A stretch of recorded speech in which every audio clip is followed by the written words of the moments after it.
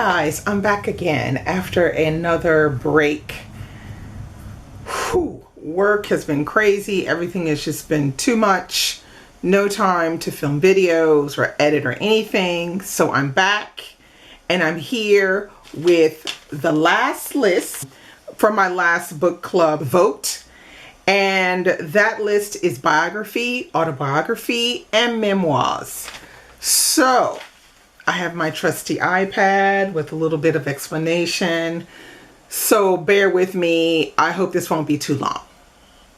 So the first one on the list is Green Lights, which is by Matthew McConaughey. And it says, I've been in this life for 50 years, been trying to work out its riddle for 42, and been keeping diaries of clues to that riddle for the last 35.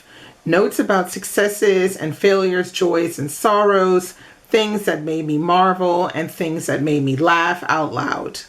How to be fair, how to have less stress, how to have fun, how to hurt people less, how to get hurt less, how to be a good man, how to have meaning in life, how to be more me. Okay, so this is obviously just his autobiography, but also with a little self-help included. So yeah, not really my cup of tea, really. But yeah. Next book on the list is Madame, vous allez me voir, une famille française à travers deux guerres mondiales. So it is translated, ma'am, you're going to move me, a French family across 2 world wars. So this one is essentially discussing Lucie Tesnière, who finds letters from her great grandfather, Paul Cabua, and he was a doctor. And he was also in the trenches during World War I. So she starts to do some research on that, and that leads her to find this family during the 2 world wars, and how she finds her family and what kind of information she finds around her family between these 2 world wars. This could actually be interesting. It doesn't, it sounds like something, because this is a period which is quite rich. So I could see this kind of being interesting, and being that we're all living here in France and we're all French speakers and we all read in French, this could be kind of something interesting to read. So yeah, will I vote for it? I'm not sure. Okay, the next book on the list is called Burning Man, The Trials of D.H. Lawrence. Now, I'm a D.H. Lawrence lover, but I'm not sure I really want to read this book. But it said, never trust the teller, wrote D.H. Lawrence, trust the tale. Okay. Everyone who knew him told stories about Lawrence, and Lawrence told stories about everyone he knew. He also told stories about himself again and again. A pioneer of autofiction, no writer before Lawrence had made so permeable the border between life and literature. In Burning Man, The Trials of D.H. Lawrence, acclaimed biographer Francis Wilson tells a new story about the author, focusing on his decade of superhuman writing and travel between 1915, when the rainbow was suppressed following an obscenity trial, in 1925 when he was diagnosed with tuberculosis. So yeah, I mean, okay, it might be kind of interesting, being that I do like Lawrence's writing, but I don't know, this wouldn't be a priority read for me, but I think maybe one day I might think about picking it up. So yeah, I don't know. Okay, the next book on the list, this is my suggestion, is The Chiffon Trenches by Andre Leon Talley. Okay, this one says, during Andre Leon Talley's first magazine job alongside Andy Warhol at Interview. A fateful meeting with Karl Lagerfeld began a decades-long friendship with the enigmatic, often caustic designer. Propelled into the upper echelons by his knowledge and adoration of fashion, Andre moved to Paris as bureau chief of John Fairchild's Women's Wear Daily, befriending fashion's most important designers, Halston, Yves Saint Laurent, Oscar de la Renta. But as Andre made friends, he also made enemies. A racially tinged encounter with a member of the House of Yves Saint Laurent sent him back to New York and into the offices of Vogue under Grace Mirabella.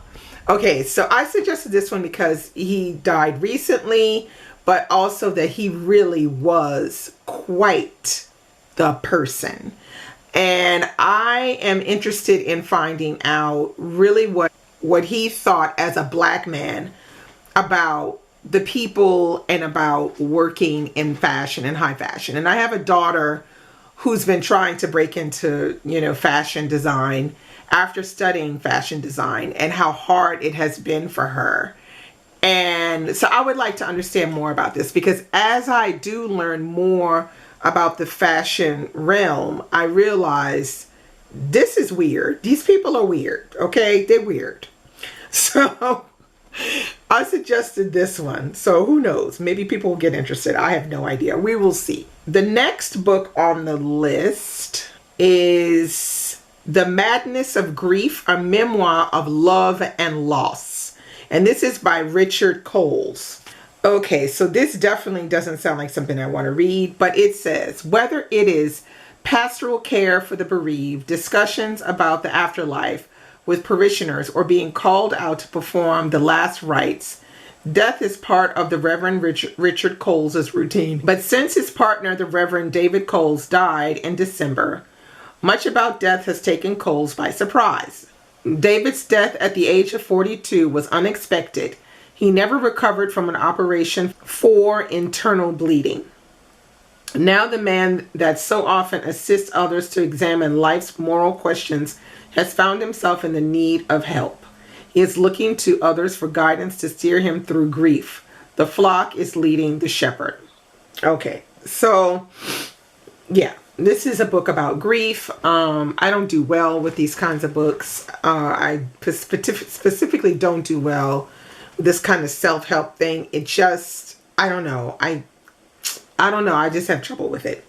The next book is called The Kindness of Strangers, and it's by Katrina Kittle.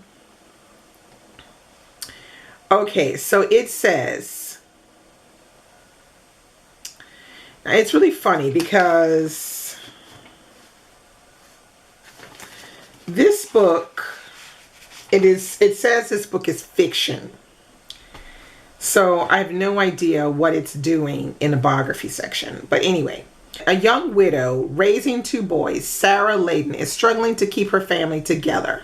But when a shocking revelation rips apart the family of her closest friend, Sarah finds herself welcoming yet another troubled young boy into her already tumultuous life. Okay, it's being classed as realistic fiction, but alongside sociology and abuse. But still, here again, it's not nonfiction. It shouldn't be here. Anyway, pass on. The next read on the list is called Motherwell, A Girlhood. Okay. Just shy of 18, Deborah Orr left Motherwell, the town she both loved and hated, to go to university. It was a decision her mother railed against from the moment the idea was raised. Wen had very little agency in the world. Every choice was determined by the men in her life. And strangely, she wanted the same for her daughter. Attending university wasn't for the likes of the Orr family. Worse still, it would mean leaving Wen behind. And Wen wanted Deborah with her at all times. Rather like she wanted her arm with her at all times. But while she managed to escape, Deborah's severing from her family was only superficial. She continued to travel back to Motherwell, fantasizing about the day that Wynne might come to accept her as good enough.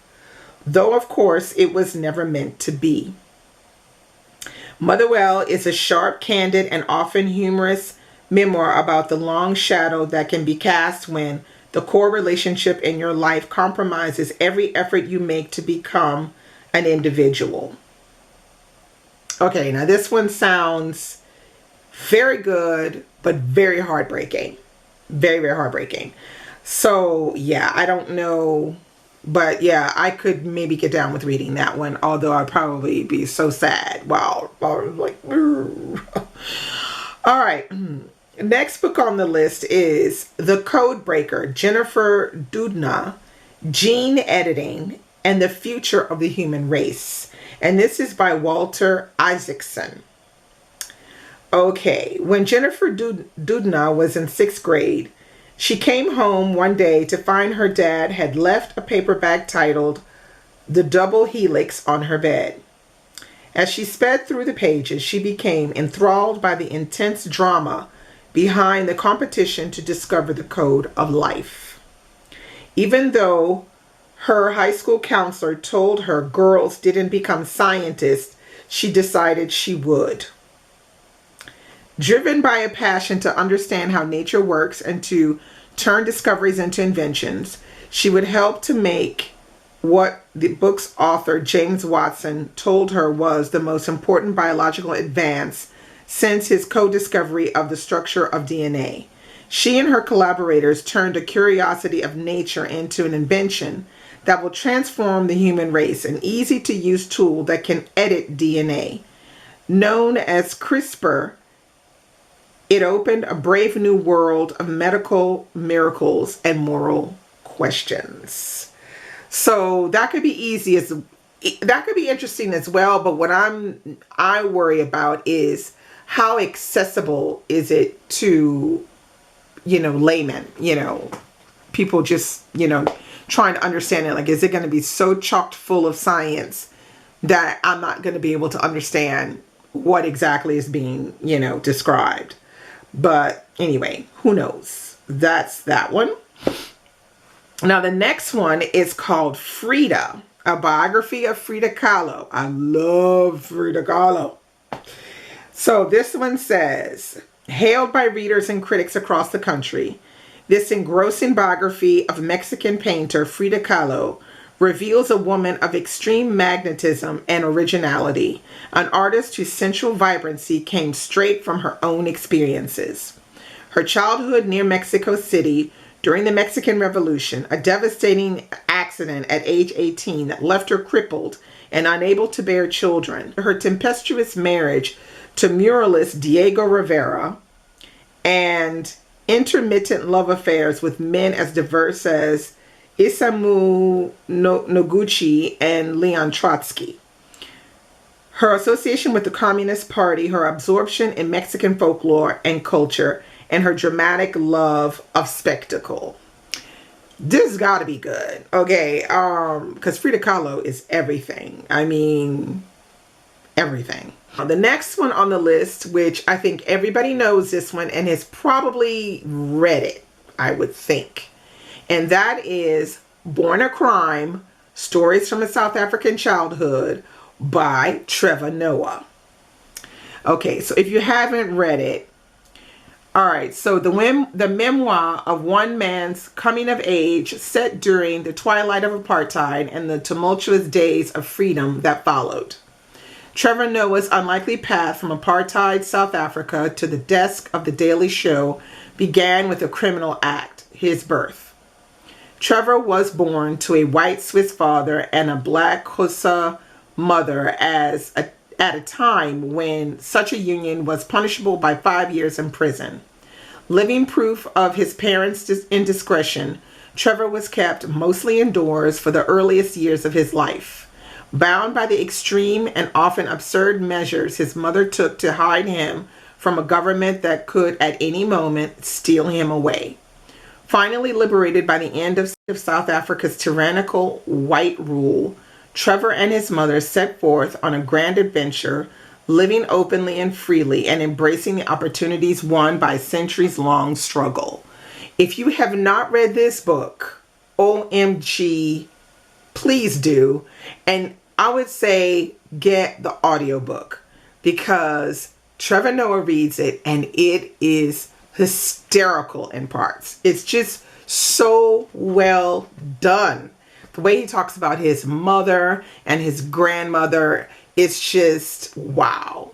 His mother and grandmother, especially his mother, has poured everything into him, and it's probably why he's the man he is today. I say get the audiobook and read and listen if you haven't read this book yet. It's really, really good.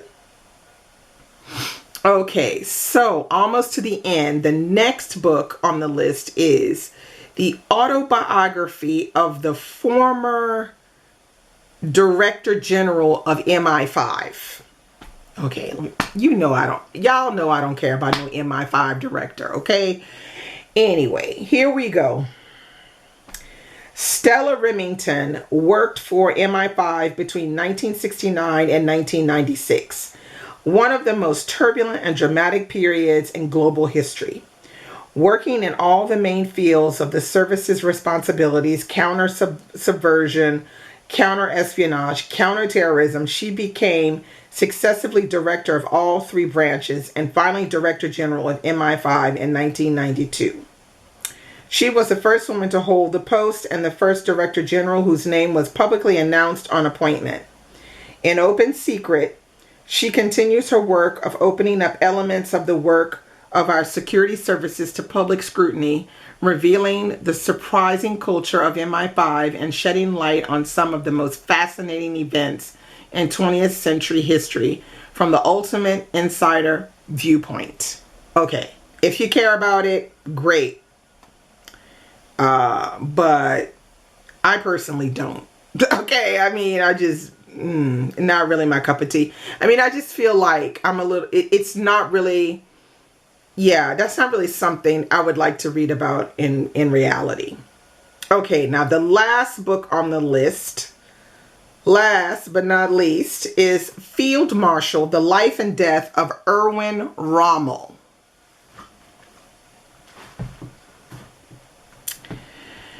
Irwin Rommel was a complex man, a born leader, brilliant soldier, a devoted husband, and proud father. Intelligent, instinctive, brave, compassionate, vain, egotistical, and arrogant. In France in 1940, then for 2 years in North Africa, then finally back in France again at Normandy in 1944, he proved himself a master of armored warfare, running rings around a succession of Allied generals who never got his measure and could only resort to overwhelming numbers to bring about his defeat. Okay, so you all have heard about Rommel. Do I want to read about it? No, not really. I don't really want to read about it. So God help me if this book gets through. Just God help me. So that's it. Those were all the books from the biography section. Stay tuned. You can watch the next video, which is coming. You'll see it, where you will see the books that have finally been voted on that we're going to be reading starting October, the beginning of this school year. So, guys, wish me luck on this one. This has been the most harrowing list I've ever seen of books. Like, I am, like, it's giving me nightmares. Okay, it's giving me nightmares. So, thanks for hanging with me. Thanks for watching. And stay tuned for the results. Bye.